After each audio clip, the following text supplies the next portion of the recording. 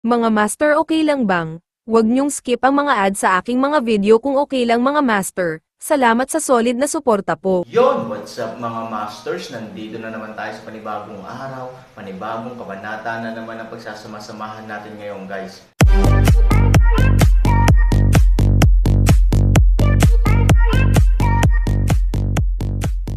Bali mga masters, kung bago ka pa lang po sa aking YouTube channel, please click the subscribe button, lalong-lalo na po yung notification bell guys, para maging connected pa rin tayo sa isa't isa at maging updated kayo sa mga susunod ko pang video. Bali mga masters, bago natin umpisahan ng kwento ay mag-shoutout po muna tayo para sa mga solid nating tagapakinig. Shoutout kay Raimundo Dayundon. Shoutout kay Lorne Garces. Yun na nga mga masters, no? Bali hindi na ito patagalin. In 3, 2, 1, let's go! Bawiin mo. Meron at dito lang. Tumangala si Zoyan Shua at ngumiti. Nang makitang paulit-ulit ang ugali ni Zoyan Shua, nalito ang mga tao. Isang segundo ang nakalipas. Ang taong ito ay pa rin ang taliba laban sa paglisan, ngunit sa susunod na segundo, ang kanyang saloobin ay nagbago ng 360 degrees. Hindi lang siya tumutol, itinaas din niya ang bandila ng paglikas. Anong ibig sabihin nun? Kapag matalas ang kalaban, natural na marunong tayong umiwas. Kung hindi, hindi tayo magsasakripisyo ng walang kabuluhan. Ito ay katangahan, hindi katapangan. Ngumiti si Zoyan Shua. Naniniwala ako na ang itinanong ng sugo ng dragon ay sinusubukan lamang na makalusot sa akin. Pagkarinig nito ay mas gumanda ang mukha ni Minggayo. Hindi bababa sa lahat ng ito ay basura. Naiintindihan na ang isang grupo ng mga tao ay hindi alam kung ano ang kanilang nalalaman at iniiwasan ang kanilang mga gilid. Ito ay hindi isang malalim na kaalaman, ngunit ang problema ay sila ang naglulunsad ng pagkubkob at ganap na handa. Hindi makatwiran na isuko ang mga ito dahil masyadong mabangis ang kalaban pagkatapos ng malaking bilog ng deployment. Hindi ba masyadong paradoxical ang dalawa? Kakaiba ang sinabi ni Aaron. Biglang parang ibang tao. Dati, mabangis, pero ngayon pumapatay na sa lahat ng direksyon, at walang makakapigil. This is far beyond our original judgment. Natural, ang tila solidong depensa natin ay puno ng butas. Iginiit ng paglipat ang aming orihinal na plano. Kahit na makamit namin ang aming layunin at matrap ang Aaron dito, mahirap sabihin kung mayroon kaming lakas na ilagay siya sa bilangguan sa oras na iyon. Kung hindi tayo mag-withdraw, the best outcome is to lose both sides. If we withdraw, the initiative is still on our hands. Sinabi iyon ni Zoyan Shua, bahagyang ibinaba ang kanyang katawan, halatang natapos na ang pagpapahayag ng kanyang mga opinyon, ngunit sadyang hindi nakawin ang limelight dahil sa presensya ng sugo ng dragon. Mapagbigay si Mingyu, sige. Matapang na hinulaan ni Zhu na nang hilingin sa amin ng Dragon Elder na umatras, kami ang mag-withdraw, hindi ang aming mga tropa. Ang bakod ng depensa na inilatag dito ay gumagana pa rin para ubusin ang Aaron. Habang bumalik kami sa mansyon at tinalakay ang mga bagong taktika, kinontrata namin ang iba pang mga tropa sa paligid ng mansyon at nagbukas ng pangalawang larangan ng digmaan. Malakas ang tirahan ng City Lord at ang base camp natin. Madali itong ipagtanggol ngunit mahirap salakayin. Kapag ang Aaron ay halos maubos dito, ang kanyang gilid ay natural na hindi gaanong nakakasilaw. Pagkatapos ay bibigyan natin siya ng isang nakamamatay na suntok sa ikalawang larangan ng digmaan at hihilingin sa kanya na bumalik. Pagkatapos noon, bahagyang ibinaba ni Zoyan Shua ang kanyang katawan, binago ang kanyang saloobin, itinaas ang kanyang mga kamay at sinabi sa madilim na ulan, si Zhu ay may lakas ng loob na gumawa ng random na hula, pakiusap patawarin ang Dragon Elder. Gayunpaman, bagamat humingi siya ng tawad, halatang puno ng ngiti ang mukha ni Zoyan Shua. Malinaw na ito ang pinakamahusay na pagpapakita ng katalinuhan upang maipakita at malaman ang intensyon ng Dragon Elder sa maikling panahon. Bakit hindi ipagmalaki? Sa sandaling magpaliwanag si Zoyan Shua, biglang naunawaan ng lahat na ito ang paraan para umatras. Talagang ito ang pinakamahusay na paraan upang harapin ang talagang kakaibang Aaron sa kasalukuyan. Naiintindihan mo ba? Sinulyapan ni Mingyu ang lahat ng naruroon at hindi maiwasang magsalita ng malamig. Oo, ginagawa ko. Gayunpaman, tinanong ng aking mga nasasakupan, kung atras tayo sa oras na ito at pupunta sa tirahan ng pinuno ng lungsod upang magbukas ng pangalawang larangan ng digmaan gaya ng sinabi ni Lord Zhu, Paano natin matitiyak na darating si Han Sani?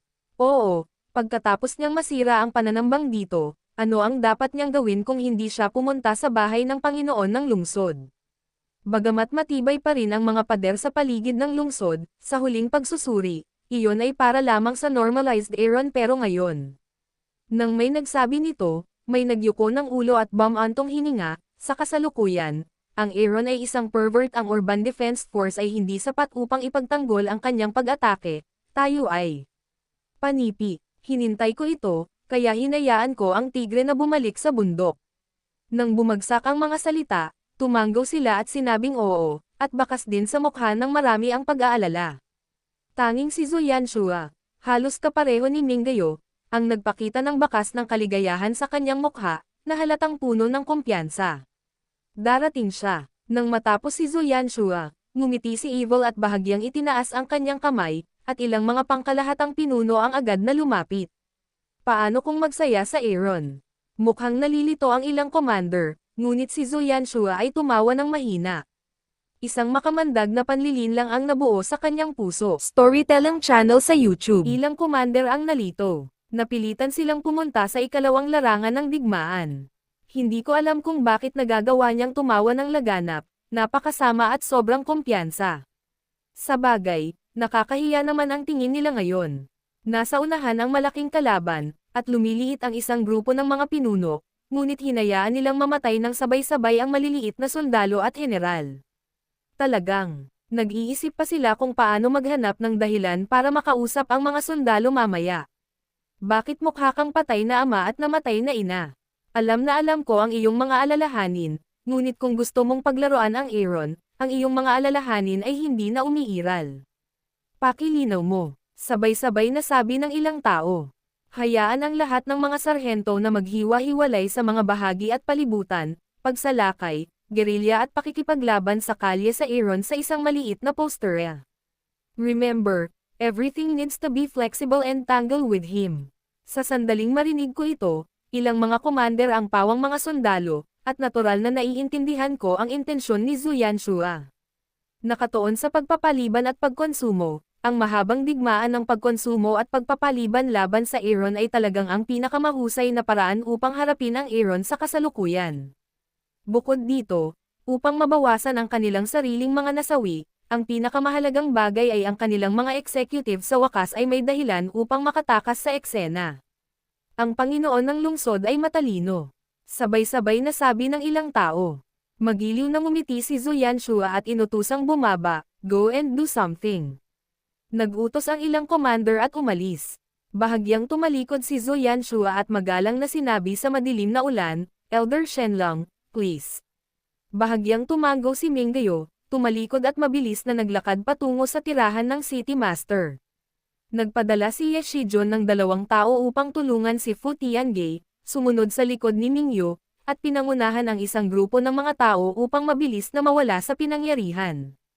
Isang malaking grupo ng mga tao ang gustong lumabas upang makita ang magandang laro ng pag-atake sa Aaron, ngunit hindi nila inaasahan na babalik sila sa pagkabalisa pagkatapos na panoorin ito nang wala pang isang sandali. Nang tahimik silang umalis, ilang commander din ang nagbigay ng utos sa kanilang mga nasasakupan at tahimik na umalis. Halos kasabay nito, ang busina ay tumunog sa paligid ng Aaron. Ang mga sundalo na kumukubkob sa Aaron ay sa wakas ay nakahinga sa oras na ito. Marami sa kanila ang gustong umatras. Ang pakikipaglaban sa isang Diyos ng kamatayan ay nakakasakal sa sinuman. Gamit ang mga bugle na ito, nagsimulang umatras ang mga sundalo sa paligid, at ang mga handa pa ring sumuporta dito ay nagsimulang lumiko ng tahimik. Unti-unti, nagsimulang bumaba ang pagkubkob sa paligid ng Aaron, ngunit dumami ang mga cold shot. Paminsan-minsan, biglang lumilitaw ang mga magic attack sa lahat ng sulok sa paligid. Ito ay hindi masyadong malakas, pero kasing dami ng nakakainis na lamok na yan. Nakakainis sumabog. Hindi pa ito tapos. Nang patayin ni Aaron ang ilang mga sundalong natitira sa paligid niya, malapit na siyang sumulong, at palaging may maliit na grupo ng mga tropa ng kaaway na aatake. Ngunit karamihan sa mga kalakal na ito ay pangunahing hinaharas. Hindi nila nilalabanan ang Aaron. Hanggat matagumpay ang panliligalig, Agad silang nagtatago sa lupain o daanan, na iniiwan ang Aaron na walang lugar upang labanan. Pagkatapos nito, direktang aatake ang isang malaking hukbo at papalibutan muli ang Aaron. Sila ay katulad ng maliliit na grupo ng mga tropa. Bagaman napapalibutan sila, hindi sila umaatake ng husto, ngunit naantala lamang.